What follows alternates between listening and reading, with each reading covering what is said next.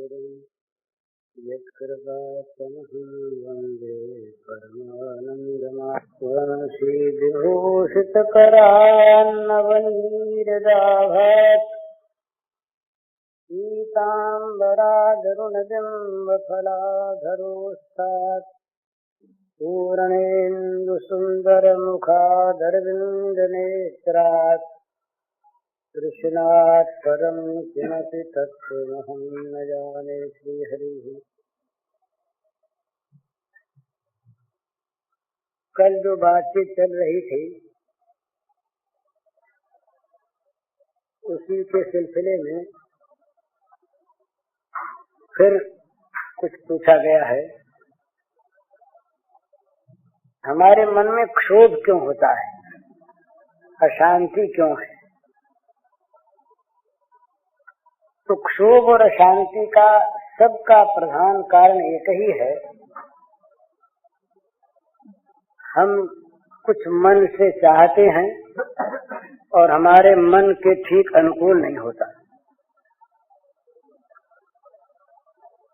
ये चाह है ना, मन की चाह, ये चाह ही सारी अशांति का कारण है। विहाय कामान यः सर्वान् पुमाश्चरति निष्पृह निर्ममो निरहंकार स शांतिमधिगच्छति। शांति कहीं बाहर नहीं है,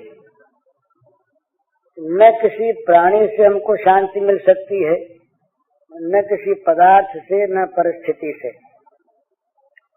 ये तो उसमें निमित्त बनते हैं, भाई अमुक आदमी ऐसा बर्ताव करे तो शांति मिले। ये भ्रम है।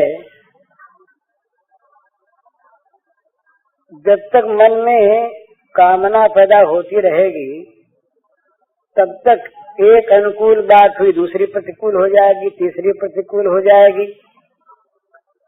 तो जब तक ये प्रतिकूलता का बोध है, अनुकूलता की चाह है,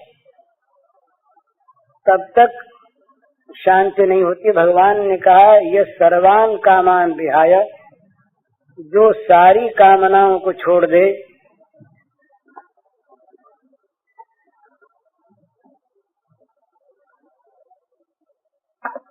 और निष्प्रिय हो जाए। विहाय कामान सर्वान, सारी कामनाओं को छोड़ दे, निष्प्रिय हो जाए, निर्ममो निरहंकार, ममता से रहित हो जाए, अहंकार से रहित हो जाए, स शांतिमधिगच्छति। तो ये श्लोक पढ़ लेना, कह देना बड़ा सहज है, परंतु कामना, स्फृता और अहंकार से रहित हो जाना है बड़ा कठिन, बहुत कठिन है। इसलिए दूसरा उपाय, सरल उपाय है, वो है भगवान की कृपा पर विश्वास।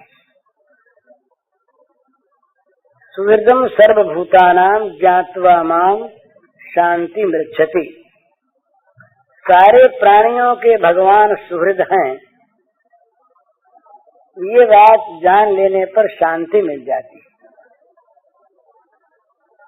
भगवान के सौहार्द पर विश्वास हो जाए तो शांति मिल जाए। तो हम कहते हैं हमारा विश्वास है ही, विश्वास है ही और अशांति भी हो, ये दोनों बात साथ साथ रहती नहीं।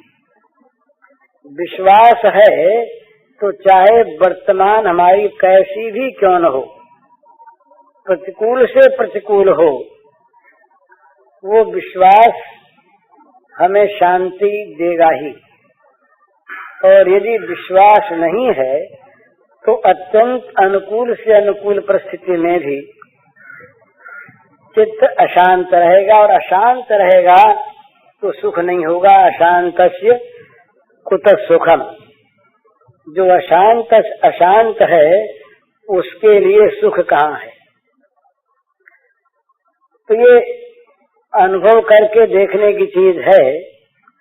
जितना जितना भगवान में विश्वास बढ़ेगा और उस विश्वास का पता लगता है प्रतिकूल अवस्था में ही भला, अनुकूल अवस्था में तो मनुष्य बहुत सोचता ही नहीं, वो तो वहाँ कहीं गर्व आ जाता है, कहीं अभिमान आ जाता है, ये हमने ठीक कर लिया। प्रतिकूल अवस्था में भगवत विश्वास होने पर मनुष्य के मन में इस प्रकार का निश्चय होता है कि ये भगवान का मंगलमय विधान है।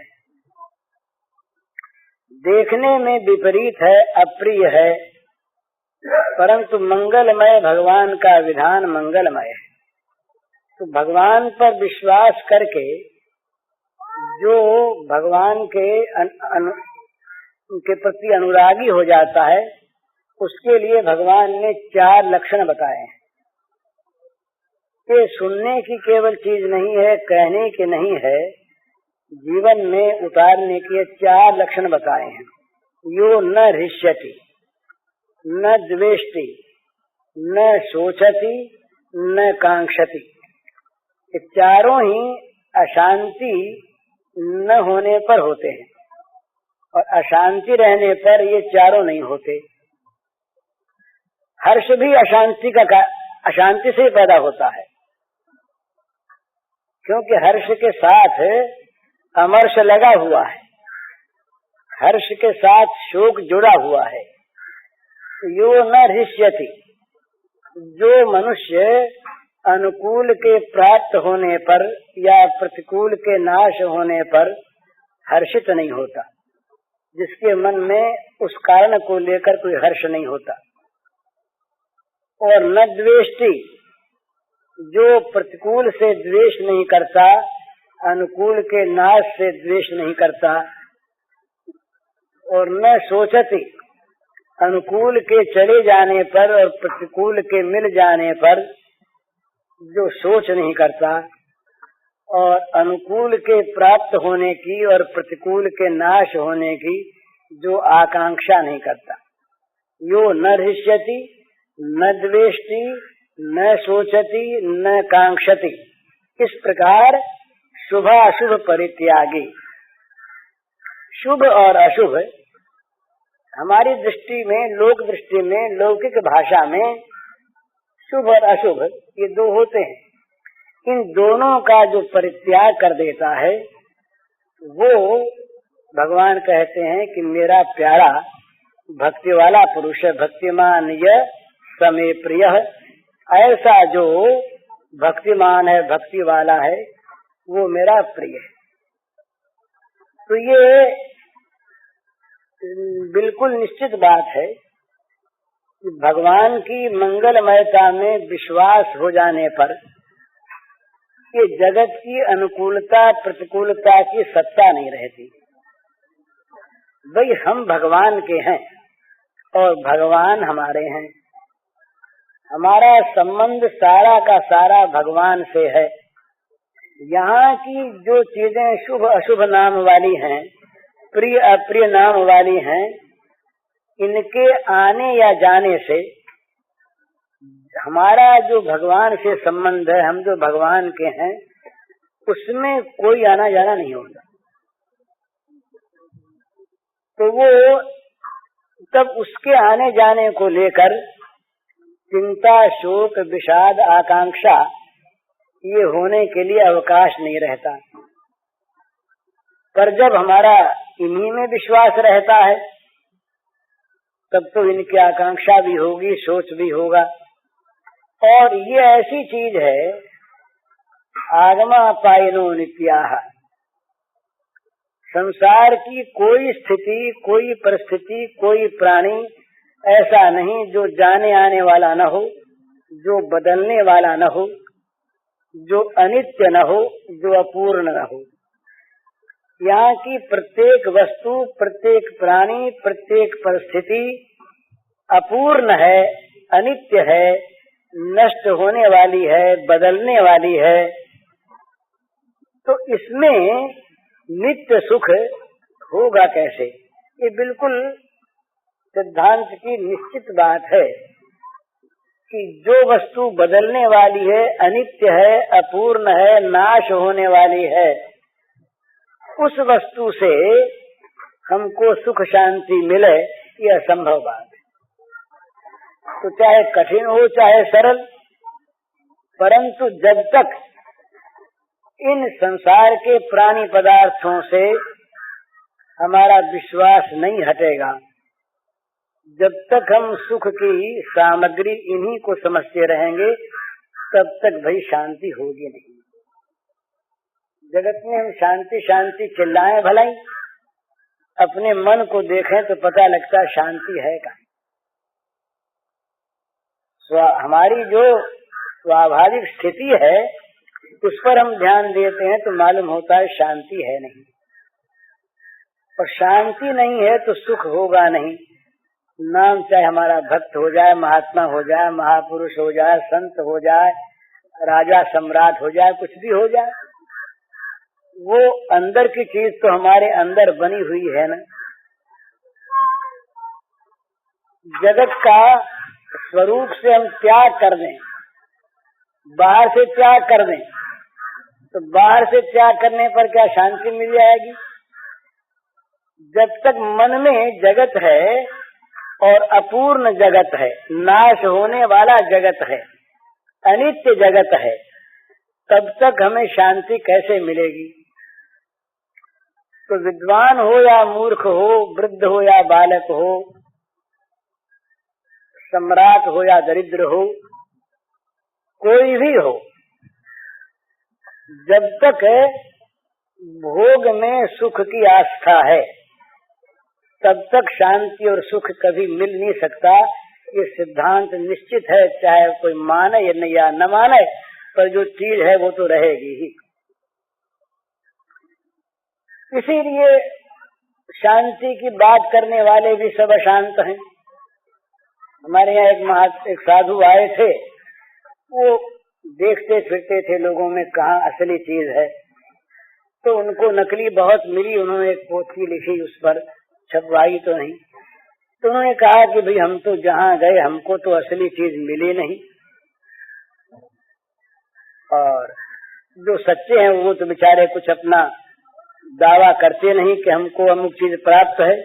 जो दावा करते हैं उनमें अधिकांश झूठे। तो बोले हम भगवान दास के पास गए, डॉक्टर भगवान दास, उन्होंने बोले किताब लिखी है, उसका नाम है शांति, पीस। अंग्रेजी में किताब लिखी, उसका नाम है पीस, पीस माने शांति। तो बोले हमने उनसे पूछा कि किताब आपने लिखी? बोले हाँ लिखी है। तो मैंने पूछा कि आपको शांति मिली? बोले नहीं मिली। तो कहा किताब कैसे लिखी? तो उन्होंने कहा किताबों को देखकर, किताबों को देखकर किताब लिख दी। तो सच्चे आदमी, ये नहीं कहा कि हमको शांति प्राप्त हो गई, किताबों को देखकर किताब लिख दी। तो इसी प्रकार हम किताबों को पढ़कर बोल दें, आप बात सुनकर वैसी बात कहने लगे, तो इसका ये अर्थ नहीं होता कदापि भाई इसको बंद कर दो। इसका ये अर्थ नहीं होता कि हमको शांति मिल गई है, हमको सुख मिल गया है। ये तो अपने मन की चीज है। हम कहीं भी जाएं, देश छोड़ दें तो शांति नहीं, कपड़ा बदलने तो शांति नहीं, नाम बदलने तो शांति नहीं, क्योंकि वो तो हमारे साथ रहती है ना। मन तो जहाँ जाएंगे वहाँ साथ रहेगा, और मन में यदि अशांति है तो बाहर से शांति होगी नहीं। और मन की अशांति जब तक अपूर्ण, अशांत, अनित्य, विनाशी विषयों में सुख की खोज है, तब तक वो मन की अशांति मिटेगी नहीं। इसलिए सारा जगत अशांत, सारा जगत दुखी। तो इस शांति की प्राप्ति के लिए या तो ऐसा साधन हो जो जगत को हमारे मन से भुला दे, तो उसमें भी साधन ऐसा होना चाहिए जो उपयुक्त हो, जिसका परिणाम हमारे लिए लाभदायक हो। तो नशे में भी एक बार आदमी बेहोश होकर जगत को भूल जाता है, सुषुप्ति में रोज भूलता है, गाढ़ निद्रा में रोज भूलता है, तो वो कोई असली शांति का साधन नहीं है। हमारे एक मित्र रहे, वो शराब पीने लगे, फिर पांडिचेरी गए थे, तो हमने कहा भाई शराब क्यों पीते हो? तो बोले बड़ी अशांति रहती है, शराब का नशा जब चढ़ जाता है तो कुछ देर के लिए भूल जाते हैं, इसलिए शराब पीते हैं। तो पर उससे कोई स्थायी शांति नहीं होती। शराब ही पीना हो तो भगवान के नाम का शराब पिए, भगवान के प्रेम का शराब पिए, वो मद पिए। तो मीराबाई राजपूत रही ना, तो अब तो कम हो गया। राजपूतों में पहले खास करके राजस्थान में राजपूताने में शराब बहुत चलती थी, शराब की मनोहार हुआ करती, तो स्त्रियां भी पीती। तो मीरा जो है ये मस्त रहती, तो मीरा से अब अपनी अपनी आंख से आदमी देखते हैं ना, तो शराब पीने वाले लोग देखते कि भाई शराब पी बिना मस्ती कहाँ से आवे, और मीरा में रहती मस्ती। तो किसी ने पूछा सखी ने कि भाई तुम तो शराब पीती नहीं, तुम मस्त कैसे रहती हो? तो मीरा का पद है, उसमें उसकी 2 कड़ियां हैं। और सखी मद पी पी माती, मैं बिन पिए ही माती, मैं मद पियो प्रेम भठी को, छकी रहूं दिन राती। बोले भी और जो सखियां हैं वो शराब पी पी कर मतवाली हुई हैं, पर उनका नशा तो उतर भी जाता है। मैं बिना शराब पिए ही मतवाली रहती हूँ, मैंने प्रेम भट्टी का शराब पी लिया, इसलिए मेरा नशा कभी उतरता ही नहीं। छकी रहूं दिन राती, मैं रात दिन छकी रहती हूँ। ये उस दिन अपने जो कीर्तन हुआ दधिकांडों के दिन, उस समय कीर्तन करने वाले लोगों को जगत याद था क्या? उस समय उतनी देर के लिए जो लोग कीर्तन में मस्त थे उनको जगत भूल गया था। तो ये जगत को भुला देने वाली सात्विक चीज है, और ये स्थायी हो जाती है। ये स्थायी हो जाए तो हम जगत को भूल जाएं, अशांति मिट जाए। तो अशांति मिटाने का उपाय जो है, कठिन उपाय, तो वो है कि कामना, स्पृहा, ममता और अहंकार, इन सब का विचार वैराग्य के साधन के द्वारा बाध किया जाए। कामना न रहे, विहाय कामान ये सर्वान, पुमाश्चरत निष्पृह, निर्ममो निरहंकार स शांतिम अधिगच्छति। ये भगवान ने कहा कि शांति को वो प्राप्त करता है, स शांतिम अधिगच्छति, वह शांति को प्राप्त करता है जो यह सर्वान कामान विहाय, सारी कामनाओं को छोड़कर निष्प्रिय विचरण करता है। किसी प्रकार की, किसी विषय की अपेक्षा प्रतीक्षा न करता हुआ, प्रिया न रखता हुआ संसार में विचरता है, जिसकी संसार के किसी प्राणी पदार्थ में ममता नहीं, मेरापन नहीं, और जिसका कहीं अहंकार नहीं, निर्ममो निरहंकार, ऐसा स शांतिम अधिगच्छति, वो शांति को प्राप्त होता है। तो ये सब मार्ग हैं, या तो विचार के द्वारा, वैराग्य के द्वारा जगत के सारे पदार्थों में दुख, दोष, असत्ता का दर्शन करके उनसे मन हटा ले तो शांति मिल जाएगी। जगत से विराग हो जाए तो शांति मिलेगी। जगत में, जगत के पदार्थों में राग रहते किसी को शांति न मिली, न मिल सकती है, न मिलेगी, भले उसका नाम महात्मा हो जाए। हमारे शुक्ल जी का नाम भी महात्मा है, तो महात्मा नाम से शांति नहीं मिलती। या तो सारी कामनाओं का अहंकार का, ममता का, स्पृहा का त्याग हो जाए विचार के द्वारा। और ये न होने की बात नहीं है, असंभव साधन नहीं है। वास्तव में ही जगत का स्वरूप ठीक ठीक समझ में आ जाए, जिसे विवेक कहते हैं। विवेक के द्वारा नित्यानित्य सत्यासत्य वस्तु का ठीक परिज्ञान हो जाए तो अनित्य वस्तु में, दुखमय वस्तु में, परिणाम में हानिकर वस्तु में स्वाभाविक विराग होगा। अगर ये ठीक मालूम हो जाए हमको कि जहाँ हम बैठे हैं इस जमीन में बारूद बिछी हुई है, ऊपर बारूद है, आसपास बारूद है, और अभी ये फटने वाली है, तो चाहे हम खाते हो यहाँ बैठ के, पीते हो, आराम करते हो, गाना सुनते हो, सत्संग करते हो, भागेंगे यहाँ से ये भाई यहाँ तो डायनामाइट रखा है, बारूद रखी है, ये भड़केगा और सब जल मरेंगे। तो ठीक ठीक ज्ञान होने पर, वस्तु में ठीक ठीक उसके स्वरूप का पता लगने पर, अगर वो जहर ठीक मालूम हो गया तो जहर में कोई रहेगा नहीं।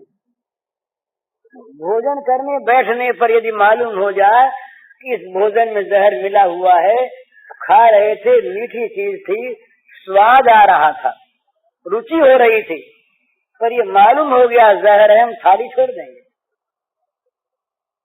तो विचार के द्वारा, विवेक के द्वारा जगत की दुखमयता, भयानकता, अरमणीयता, असत्ता का ठीक ठीक परिज्ञान हो जाए तो विवेक के बाद वैराग्य अवश्यम भावी है, निश्चित है।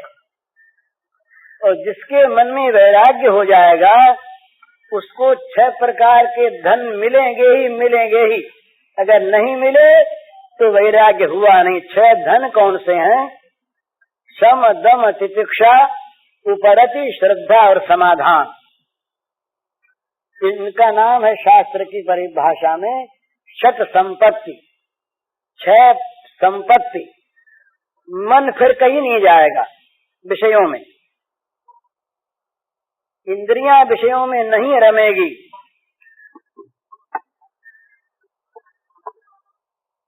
सहनशीलता, सुख आवे या दुख, मन में विकार नहीं होगा, तितिक्षा आ जाएगी। भोग सामने रहने पर भी उन्हें भोगने से मन हटा रहेगा। उपरति, भगवान में, तत्व में अटल श्रद्धा हो जाएगी और कोई शंका रह नहीं जाएगी। ये 6 संपत्ति है। शम, दम, तितिक्षा, उपरति, श्रद्धा और समाधान। तो ये एक बड़ा सुंदर मार्ग है। जगत के प्राणियों में, पदार्थों में, परिस्थितियों में विवेक के द्वारा, विचार के द्वारा उनके असली विनाशी क्षणभंगुर दुखमय रूप को देखे तो उससे हमारा राग हट जाएगा। राग हटने पर शम का अर्थ शांति है, हमको पूरी शांति प्राप्त अपने आप हो जाएगी। या तो ये रास्ता है, और या फिर वो रास्ता है कि भगवान के सौहार्द में, भगवान की कृपा में विश्वास करके हम ये अपने मन में निश्चय कर लें कि यहाँ जो कुछ भी हमारे लिए होता है, फल रूप में प्राप्त होता है, वो सारा का सारा मंगलमय भगवान का किया हुआ विधान है। जैसे किसी डॉक्टर को हम रोगी अपने आप को सौंप देते हैं, वो प्रिस्क्रिप्शन लिख देता है। हम पूछते भी हैं क्या कि आपने जहर दिया है कि अमृत दिया है। बल्कि आजकल ये जितनी दवाएं एंटीबायोटिक वगैरह निकली हैं, इन सब की शीशियों पर ये लिखा रहता है जहर, पॉइजन। और उस जहर लिखी हुई शीशियों के दवाइयों को हम मजे में लेते हैं। क्यों लेते हैं? कि उस डॉक्टर पर हमारा विश्वास है। वो डॉक्टर जो कुछ भी हमारा रोग का निदान करके दवा बताता है, वो दवा भले जहर हो, उसको लेने में न हम दुखी होते हैं, बल्कि कहीं नहीं मिलती तो कहते हैं कलकत्ते से मंगाओ, अमुक जगह से मंगाओ, दवा बिना तो काम चलेगा नहीं, रोग। बोले दवा जहर, बोले तुम कहते हो ना जहर, डॉक्टर ने बताया है, इससे आराम होगा। तो डॉक्टर की बात हम मान के जहर पीते हैं ना, और ये ऐसी घटनाएं घटती हैं। बोले भाई अमुक दवा का रिएक्शन हो गया और उस रिएक्शन से रोग बढ़ गया, मर गया रोगी। कई रोगी इंजेक्शन लेने के बाद ही मर जाते हैं, उस इंजेक्शन के रिएक्शन से, प्रतिक्रिया से।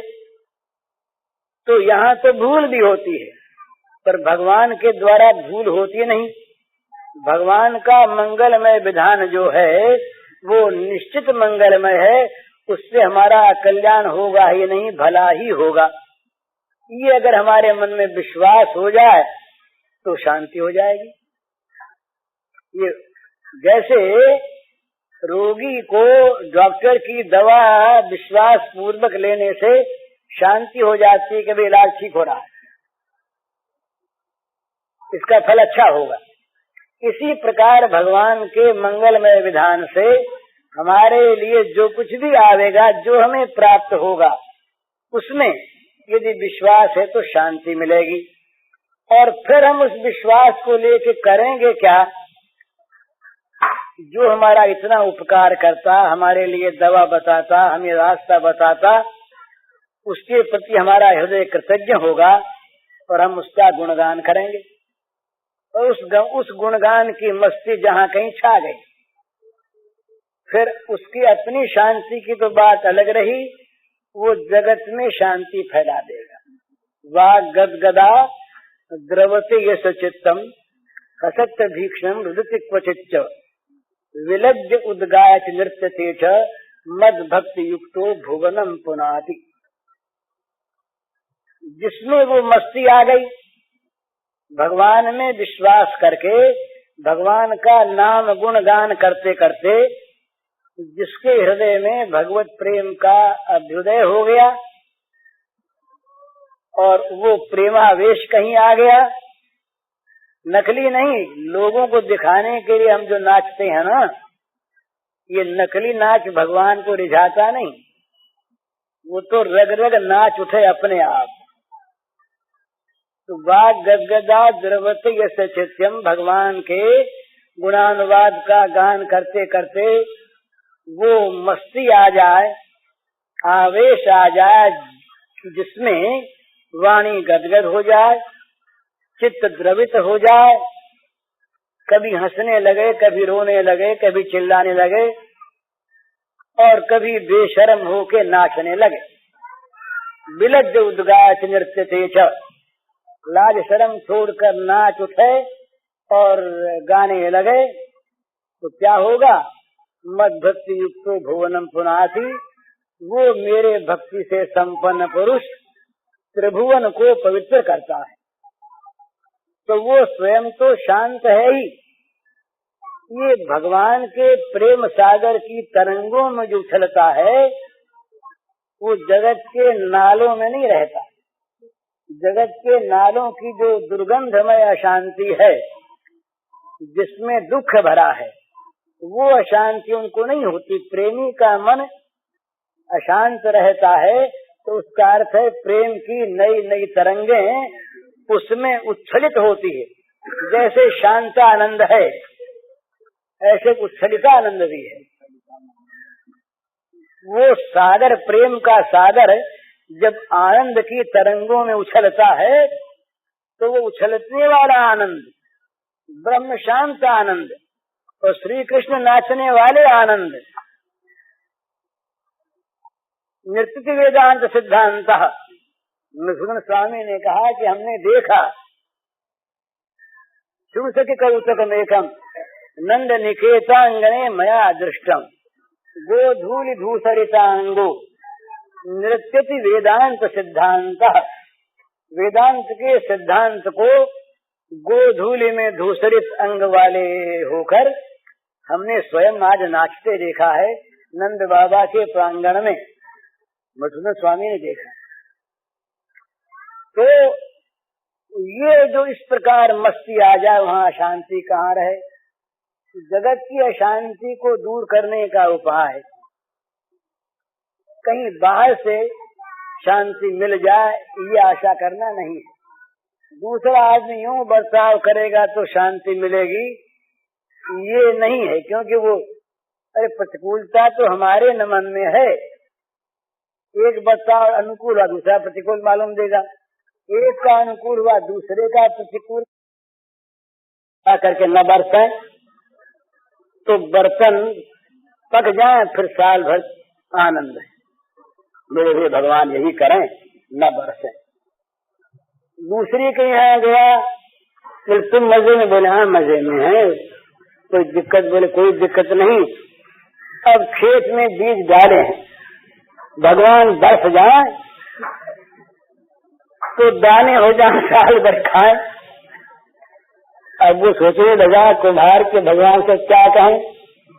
अगर कहते हैं बरस जाए तो उसके सारे बर्तन गल के बह जाएंगे, अगर कहें न बरसे तो इस बिचारी की खेती सूख जाएगी। ये दो की बात भगवान से सब अपनी अपनी कहते हैं ना। अनंत अनंत प्राणी अपनी अपनी समस्याएं भगवान के सामने रखते, कितना बड़ा कारखाना उनका, कितना बड़ा काम उनका, और वे सबको यथा योग्य खेती भी पकती है और बर्तन भी पकते हैं। समझे? तो लेकिन अपनी दृष्टि से हम संसार की अनुकूलता को प्राप्त कर ले सर्वथा और उससे हम शांति प्राप्त करें, इस प्रकार की धारणा असंभव धारणा है। जब तक हमारे मन में दो चीज बनी हुई है ना, द्वंद्व है, निर्द्वंद हो जाए तो शांति मिल जाएगी। निर्द्वंदो नित्य सत्वस्थो निर्योग क्षेम आत्मवान, जो आत्मवान है उसको योगक्षेम नहीं रहता। योगक्षेम अगर नहीं है, द्वंद्व रहित है, नित्य सत्वस्थ है तो वो शांत है ही। निर्द्वंदो नित्य सत्वस्थो निर्योगक्षेम आत्मवान, वो तो शांत है।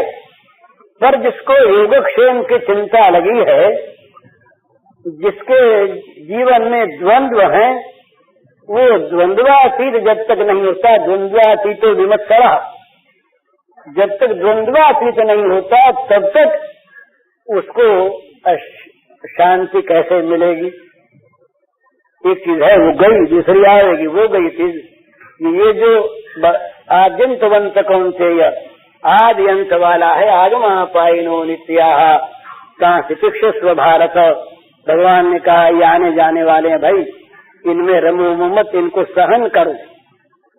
तो शांति प्राप्त करने का उपाय कहीं पर भी बाहर का कोई साधन नहीं है। दो ही साधन है इसके, या तो विवेक विचार के द्वारा जगत के समस्त प्राणी पदार्थों में, लोक परलोक सब में वैराग्य प्राप्त करो तो शांति मिल जाएगी, निश्चित मिल जाएगी। और या भगवान के सौहार्द में विश्वास करो तो शांति मिल जाएगी। भगवान के सौहार्द में विश्वास करने पर ये हो जाएगा कि जगत में जो कुछ हो रहा है ये भगवान के मंगल विधान से हमारे लिए हो रहा है। दवा चाहे कड़वी मालूम दे पर रोग नाश होगा, ये विश्वास हो गया, अब अशांति नहीं रहेगी। अथवा जगत की इस रूप में सत्ता ही नहीं है, तो सत्ता ही नहीं है, तब सत्ताहीन वस्तु के किसी स्वप्न से शांति अशांति का कोई कारण रह नहीं जाता। जिसकी सत्ता ही नहीं है वो हो तो क्या और न हो तो क्या, वो तो खेल है। लोकवत लीला कैवल्यम, गया तो क्या और आया तो क्या। इन दो चीजों के सिवा अगर आदमी चाहे कि इस प्रकार की परिस्थिति प्राप्त करके, ये संपत्ति प्राप्त करके, धन प्राप्त करके, देश बदल के, नाम बदल के, घर बदल के, देश बदल के, या अमुक अमुक को अपने अनुकूल बनाकर, ऐसा मकान बनाकर, ऐसी जगह बनाकर, ऐसा नाम पैदा करके हम शांति प्राप्त कर लेंगे, ये मेरा भ्रम है। ये उससे बल्कि अशांति बढ़ेगी। बुझे न काम अग्नि तुलसी कहूँ विषय भोग बहु घीते। ये इसका समय, इस आग का, ये आग बुझती नहीं है, ये कामना की आग भोगों की आहुति से बुझती नहीं। जितनी जितनी भोगों की आहुति लगेगी कामना की अग्नि में, उतनी उतनी कामना की आग भड़केगी। ये इसका शमन नहीं होगा। तो इस पर तो राख डालो, बुझाओ, या सारी कामना को भगवत प्रेम की कामना के अर्पित कर दो। भगवत प्रेम की जहाँ आत्यंतिक अनन्य कामना पैदा हुई कि सारी कामनाओं को वो खा जाएगी। या तो भगवत प्रेम कामना की अग्नि में इस कामाग्नि को जला दो, और या वैराग्य के द्वारा इस कामाग्नि को बुझा दो। जब तक आग जलेगी तब तक तो शांति होगी नहीं। जग जांचिए को न जांचिए जो, जी जांचिए जान के जान हिरे, जही जांचत जांचकता जरी जाए, जो जारत जोर जहान हिरे। जय का अनुप्रास बड़ा सुंदर है। इसमें तुलसीदास जी महाराज कहते हैं कि भाई तुम अगर जलन से बचना चाहते हो तो इस जलन को जलाना पड़ेगा। तुम्हारे अंदर जो आग जल रही है, इस आग को जला दोगे, ये आग जब जल जाएगी, तुमको जलाने वाली आग जब जल जाएगी, तब तुम्हें सुख शांति प्राप्त होगी। तो ये आग जले कैसे? और आग कैसी भयानक, जो जारत जोर जहां नहीं रे। ये ऐसी भयानक आग है जो सारे जगत को जबरदस्ती जला रही है। जो जलना नहीं चाहता उसको जला रही है। जलना कौन चाहता है? हम लोग सभी ये चाहते हैं ना, भाई शांति मिले। यही लोग रोज रोज प्रश्न करते हैं, पर हमारा अपना यही प्रश्न है, कैसे शांति मिले, कैसे ये हृदय की जलन मिटे। तो तुलसीदास जी कहते हैं कि इस जलन को जला दो।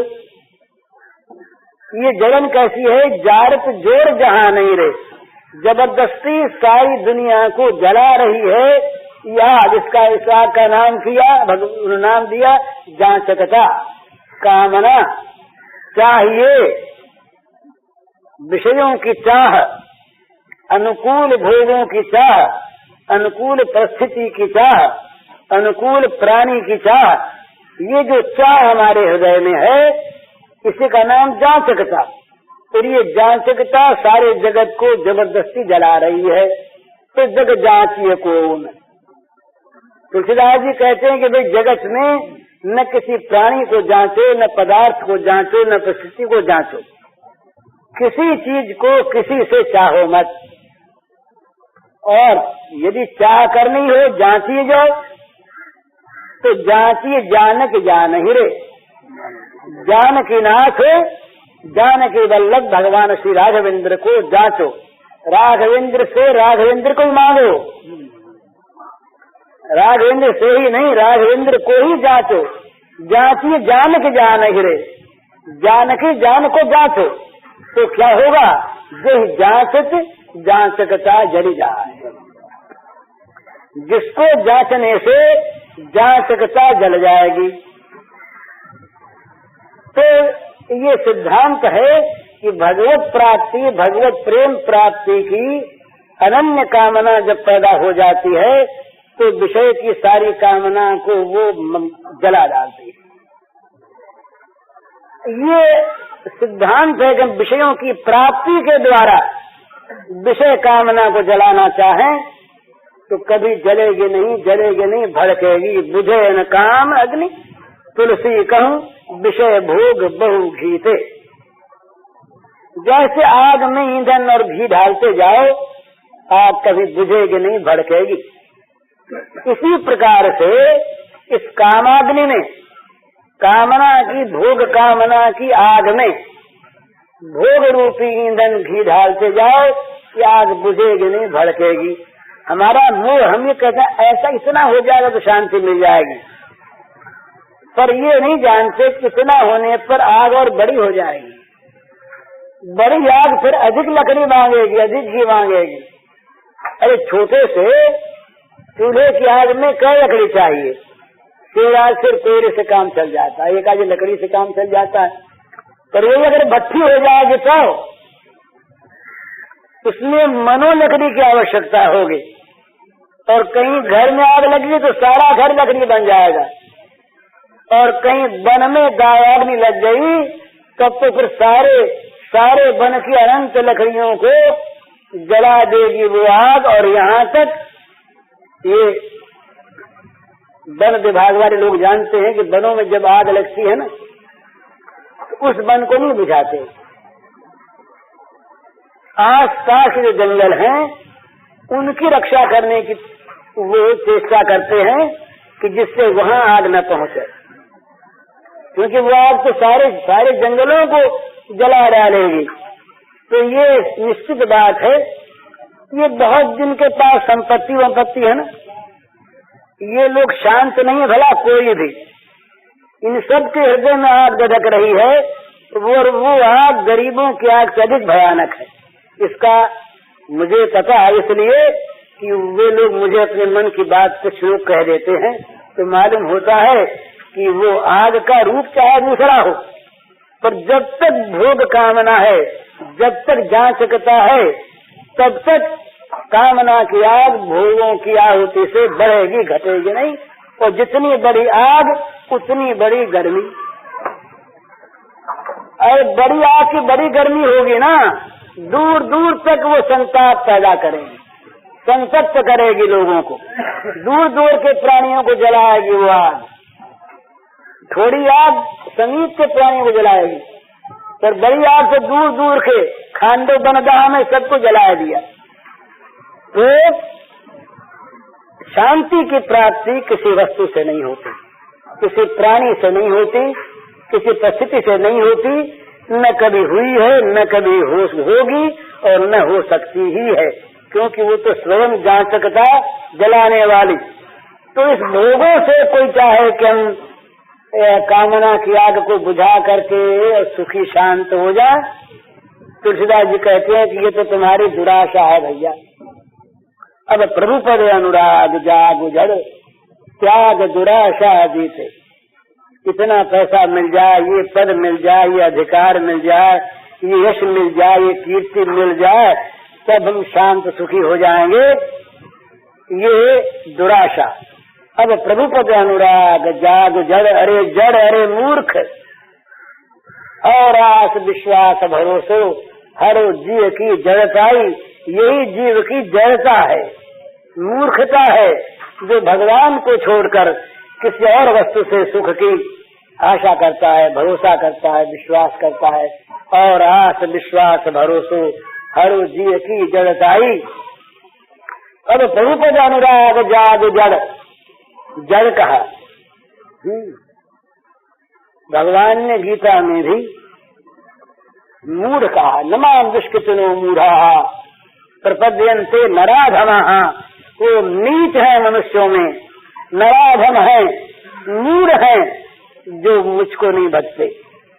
उन मूढ़ों को पाप कर्म में लगे रहने के कारण से आसीन योनिमा पन्ना मूढ़ा, वहाँ फिर मूढ़ा जन्मनि जन्मनि, जन्म जन्म में उन मूढ़ों को आसुर योनि प्राप्त होगी। मेरी तो प्राप्ति हुई नहीं, अधम गति की प्राप्ति फिर और भी होगी। तो ये प्राणी पदार्थों से, विषयों से सुख शांति की आशा करना, ये केवल मूर्खता ही नहीं है, ये नरक का सामान तैयार करना है। ये नरक की पूर्व भूमिका है, पतंति नरके सुचल। ये भगवान ने कहा कि ये नरक का द्वार है, त्रिविधम नरक स्वेदम द्वारम नाशनम आत्मनः, ये आत्मा का नाश करने वाले त्रिविध नरक द्वार है। तो इसलिए शांति प्राप्त करनी हो, सुख प्राप्त करना हो, जीवन को सफल बनाना हो, तो या तो विचार विवेक के द्वारा वैराग्य उत्पन्न करके जगत की सत्ता को मिटाओ, और या भगवान में अनुराग करके भगवान के मंगलमय लीला चरित्र को देख देख कर प्रसन्न हो। मौत आई तो लीला, अपमान आया तो लीला, मृत्यु आई तो लीला, तिरस्कार आया तो लीला, दुख आया तो लीला। मरना जीना आना जाना रखता कुछ भी अर्थ नहीं। तुम्हारे मन की हो बस, यही स्वार्थ परमार्थ यही तुम्हारे मन की होती रहे। प्रभु के मन में जो आवे वो होती रहे, उसमें चाहे मृत्यु हो चाहे जीवन हो, चाहे किसी वस्तु स्थिति का आना हो या जाना हो। न जाने आने का कोई अर्थ है और न जीवन मृत्यु का कोई अर्थ है। हमारे प्रभु के मन की होती रहे। उनके मन की जो होती है ना, ये मंगलमयी होती है, क्योंकि मंगल में अमंगल की संभावना नहीं। जो निरा अमृत है वो किसको मारेगा भला? जो निरा अमृत है वो तो अमृत है, तो सबको जलाएगा, वो मारेगा नहीं।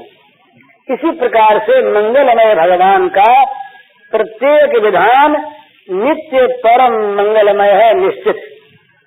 तो शांति प्राप्त करने के दो ही उपाय हैं, या तो विवेक वैराग्य के द्वारा संसार की सत्ता का अभाव कर दो, या भगवान में परम अनुराग करके भगवान की लीला को देखो। प्रत्येक भगवान की लीला ही लीला यहाँ पर है। जो कुछ होता है लीला के सिर्फ कुछ है ही नहीं, वही खेलते हैं। उनके खेल को क्या रस कोई सा हो। नाटक कोई देख रहा है और नाटक में कहीं बीभत्स रस आ गया, कहीं करुणा आ गया, कहीं भयानक आ गया, पर वो लीला नैपुण्य जब देखता है दर्शक, कितना कैसा बाघ बन के आ गया जो सबको डरा रहा है, कितने बाघ बनने की कला जानता, तो कैसे गुर्रा रहा है। पहचान लिया ना उसको, हमारा ही प्रियतम ये बाघ बन के सामने आया है, ये मौत बन के सामने आया है। तो क्या उस बाघ से डर के वो भागेगा क्या? तो बाघ का भी आलिंगन करेगा, क्योंकि बाघ के खोल में वो प्रियतम है। बाघ की तो उसकी प्रतीक्षा नकाब डाले है बाघ का, अंदर तो वही प्रियतम है ना। तो प्रियतम के दर्शन अगर हो सके तो शांति नहीं होगी। सर्वत्र सर्वथा जीवन में मृत्यु में न हृष्यति न शोचति न कांक्षति न द्वेष्टि, ये अपने आप हो जाएगा।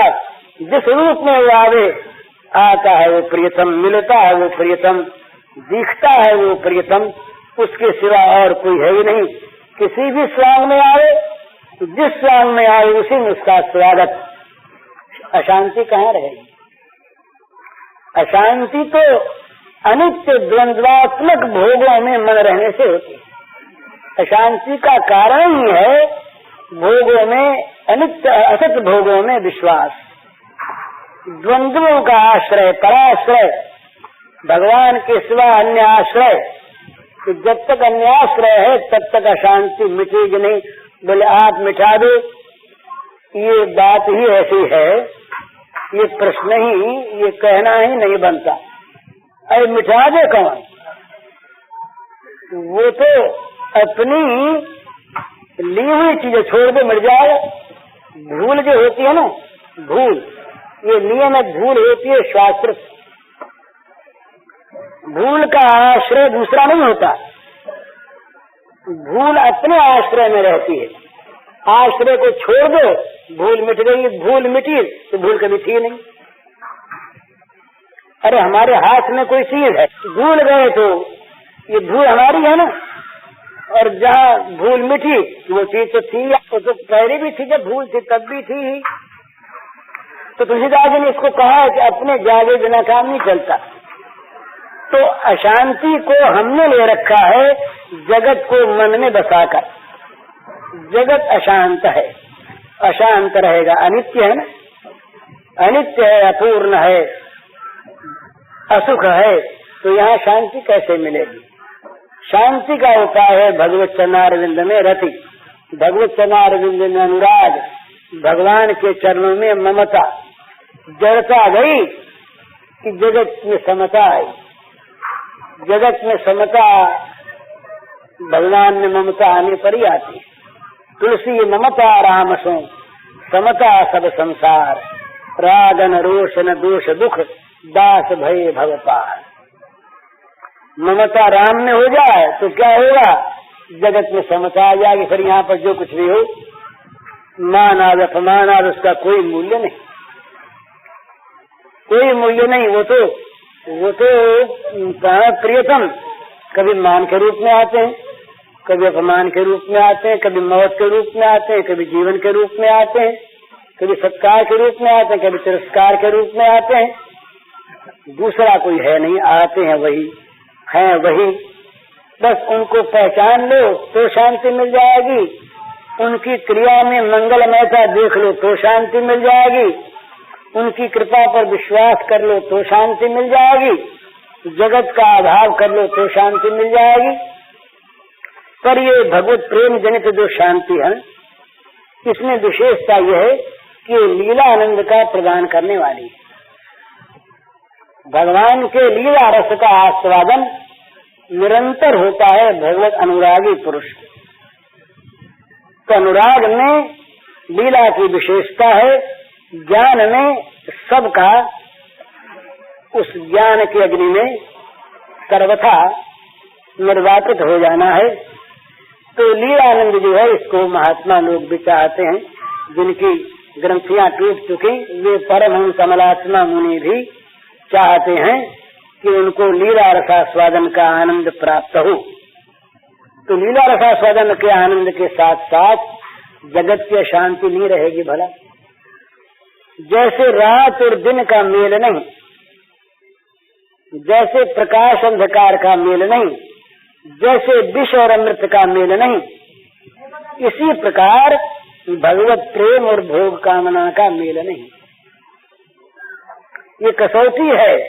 भोग कामना अगर हमारे हृदय में प्रबल है, नष्ट नहीं हुई जा रही है, तो भगवत प्रेम बढ़ नहीं जा रहा है। कामना कोई का नाम हमने भगवत प्रेम रख छोड़ा है। और यदि हमारे मन में भगवत प्रेम बढ़ रहा है, तो स्वाभाविक भोग और भोग जगत की प्रिया कामना, रमणीयता, सौंदर्य, माधुर्य जो भोग जगत का है, ये सब घटता मिटता चला जा रहा है। ये अपने आप को देखने की कसौटी है। अपने आप को देखो, चित्त की शांति है कि नहीं, बढ़ती है कि नहीं। अगर बढ़ती है और शांति है, तब समझो कि हम भगवान में हैं, भगवान हमारे अंदर है। तो चित्त में अगर शांति बढ़ती है, शोभ बढ़ता है, तो हम शुद्ध संसार सागर में पड़े हुए हैं, उसकी लहरों में ही हम लहरा रहे हैं। हम भगवान के चरणारविंद में नहीं पहुंचे। तो इस तरह से अपने आप को निरंतर देखते हुए, सोचते हुए अपने आप को आगे बढ़ाते रहना चाहिए, नित्य निरंतर। तो ये भगवान का ये जो एक बात है ना, ये कहना आ जाता है, हम कहना सीख लेते हैं, हमको कुछ नहीं चाहिए, हमारा तो भगवान में अत्यंत प्रेम है, भगवान जो करें सो ठीक। इसका पता लगता है तब जब प्रतिकूल स्थिति होती है, तब। वो परमहंस रामकृष्ण ने एक दृष्टांत दिया कि सूर्य को राम राम सिखाई दिया, वो राम राम राम राम बोलता है, बड़ा अच्छा है सूर्य का राम नाम सीखना भी, उससे उसका अनंत कल्याण होता है। उन्होंने उदाहरण दिया कि राम राम बोलता है मजे में जब खाता पीता है, और जब बिल्ली आके उसकी टेंट पकड़ लेती है, तब टेंटे करने लगता है।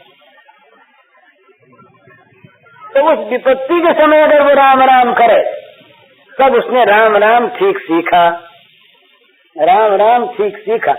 तो अनुकूलता में हम भगवान के बड़े प्रेमी माने।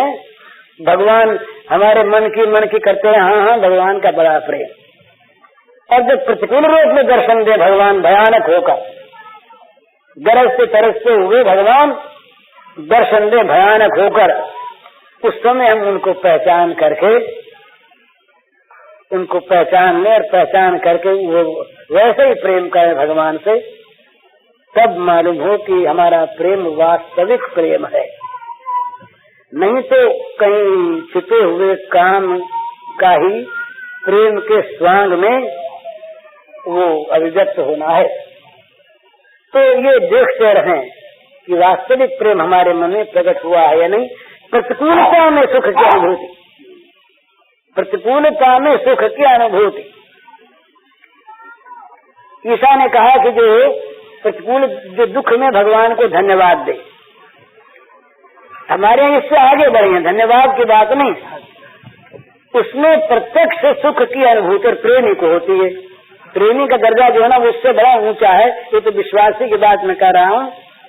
प्रेमी की तो एक ही चीज रहती है, वो प्रेमास्पद हंसता है कि नहीं। उसके अगर मुख पर मुस्कुराहट है और हम फांसी के तख्ते पर हैं, तो हमारा फांसी का तख्ता मुबारक रहे, वो हंसता रहे हैं। तो फांसी का तख्ता कभी मिटे नहीं हमारा, हटे नहीं हमारा। हम फांसी के तख्ते पर निरंतर लटकते रहें और वो मुस्कुराता रहे। उसकी मुस्कुराहट का जो आनंद है, वो आनंद फांसी के तख्ते पर झूलने का जो कष्ट है, उसकी कोई भी सत्ता नहीं रहने देता। तो प्रतिकूलता में भगवान की जहाँ होती वहाँ तो अशांति रहेगी नहीं, रहेगी नहीं। वहाँ तो प्रत्येक प्रतिकूलता में भगवान का मंगलमय कर स्पर्श होगा। एक प्रेमी था, उसको प्रेमास्पद ने बड़े जोर से चांटा लगाया, अंगुलियां तमाम ऊपर गई। बड़ा पहलवान था वो। ये प्रेमी रोया नहीं, हंसने लगा। तो दूसरों ने पूछा, अरे इतनी बड़ी चोट लग गई तो तुम हंसते कैसे हो? तो बोले, प्रियतम के हाथ का स्पर्श भी प्राप्त हो गया। अब उसको चोट लगने का ज्ञान नहीं है। चोट लगी पर प्रियतम के हाथ का स्पर्श कपोल से हो गया ना। इस स्पर्श में जो सुख है, वो सुख क्या किसी चोट की सत्ता को रखता है? जो चोट की सत्ता सामने है तो प्रियतम बुद्धि ही नहीं है, प्रेम है ही नहीं। प्रेम यदि है तो चाहे वो मौत के रूप में आके आलिंगन करे, आलिंगन प्रियतम करता है ना। मौत के रूप में प्रियतम आया और पहचान लिया, मौत बन के आ, बोले आओ तुमसे हृदय से लग जाओ। ये हृदय को लगाने वाली बड़ी कठिन चीज है। भला हम कोमल कोमल सुख देने वाली चीज को हृदय लगाना चाहते हैं, पर कहीं भयानक रूप आके हृदय से चिपट जाए तो डरते हैं, भागते हैं, चिल्लाते हैं, अरे राम हम तो भगवान को चाहते तो राक्षस आ गया। पर भगवान कहे राक्षस बन के हम ही आए, बोले नहीं महाराज, हमको तो तुम बस मुरली वाले रूप में राक्षस वाक्षस नहीं चाहिए। भगवान की अच्छी बात है भाई। तो बात उसमें क्या है कि ये भगवत विश्वास, इसके बाद भगवत प्रेम होता है। भगवान के मंगलमय विधान में, भगवान की मंगलमय लीला में, भगवान की मंगलमय स्वभाव में, भगवान के मंगलमय सौहार्द में अगर हमारा विश्वास हो जाए तो तुरंत शांति मिल जाएगी, इसमें कोई संदेह नहीं। ये भले करके 1 घंटे करके देखिए, 1 घंटे में आपको मन में शांति नहीं आएगी। 10 मिनट करके देखिए, शांति नहीं आएगी। और केवल कहने से तो काम चलेगा नहीं। ये इन लोगों ने बड़ा कठिन मारा। अब तो वो चीज रही नहीं। हम तो आज भोगों में से निकले कल गोपी बनना चाहते हैं। पद्म पुराण की कथा आती है, कल्पों तक 2-2, 3-3, 4-4 कल्पों तक ऋषियों ने गोपी बनने के लिए तप किया। ये पद्म पुराण पाताल खंड में कथा आती है। 1-2 नहीं, ऋषियों ने, वेद की ऋचाओं ने, स्वयं ब्रह्म विद्या ने स्वयं कल्पों तक तप किया है कि जिससे गोपी भाव की प्राप्ति हो, गोपी भाव का रसास्वादन हो। अर्जुन स्वयं जो भगवान के अत्यंत प्रिय पात्र, जिनको भगवान ने अपना सखा कहा, गोपी भाव को प्राप्त नहीं कर सके। उनको गोपी भाव की प्राप्ति के लिए कहीं साधना पक्का करनी पड़ी, तालाब में डूबना पड़ा, तब कहीं जाकर गोपी भाव में मिला। और मिला सिर्फ 1 दिन के लिए, 1 दिन के लिए उन्हें मिला। बोला लौट जाओ, तुम्हारा अधिकार नहीं। तो कम से कम हमारी तैयारी। पूज्य श्री भाई जी के इस प्रवचन का शीर्षक है शांति मिलने के उपाय और इसका कैसेट संख्या है 53।